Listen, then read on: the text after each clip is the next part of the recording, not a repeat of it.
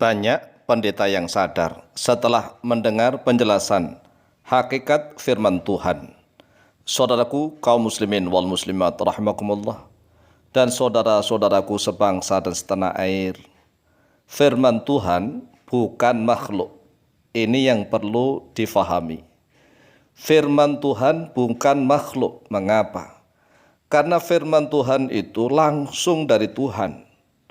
Kalau firman Tuhan makhluk, berarti apa bedanya firman Tuhan itu dengan makhluk-makhluk yang lain? Sedangkan makhluk itu tidak kekal abadi. Makhluk itu pasti akan mati, hancur dan binasa. Kemudian, kalau firman berupa makhluk, apakah mungkin firman Tuhan itu akan mati, akan hancur dan binasa? Berarti mustahil, muhal, impossible. Sekali lagi, firman Tuhan bukan makhluk. Di dalam bahasa Arabnya kalamullah. Kalamullah itu firman Tuhan.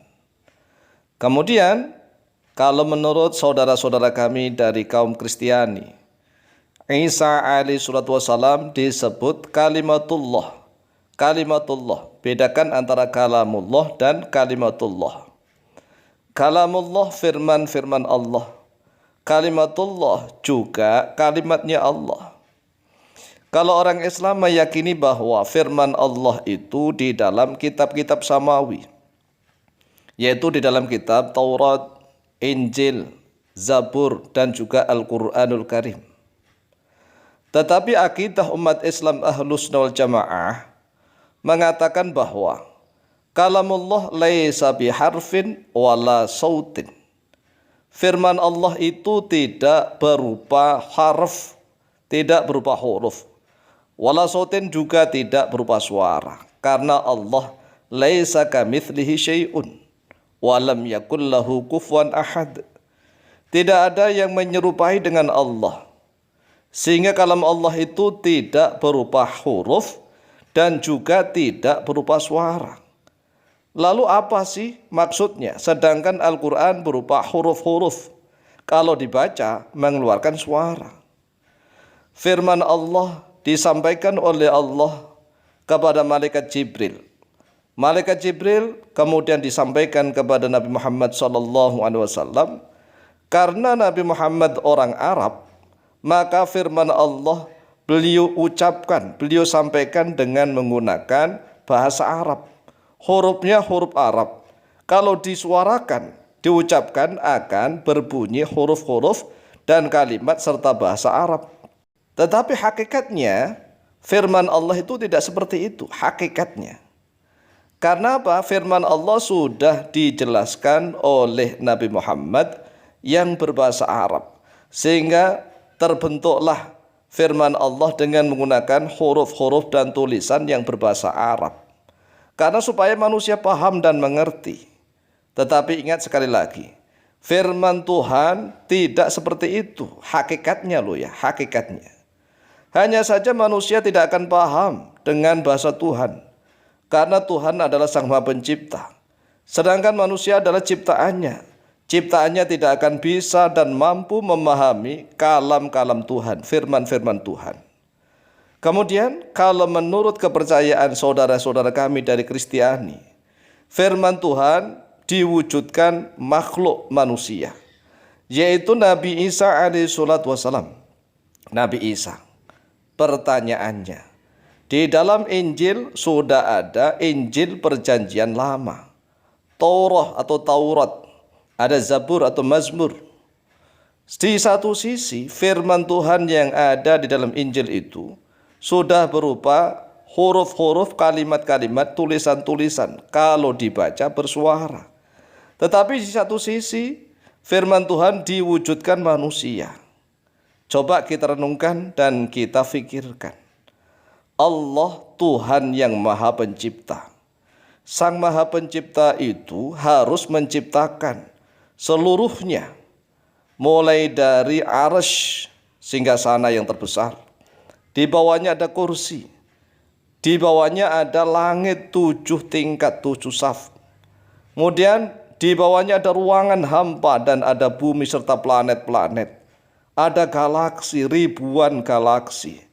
Luasnya antariksa ini Masya Allah tidak bisa dibayangkan oleh manusia. Kemudian di bumi saja ada samudra. Di dalam samudra banyak sekali binatang-binatang. Dan di atasnya awang-awang. Ada juga banyak sekali kehidupan. Ada virus dan bakteri.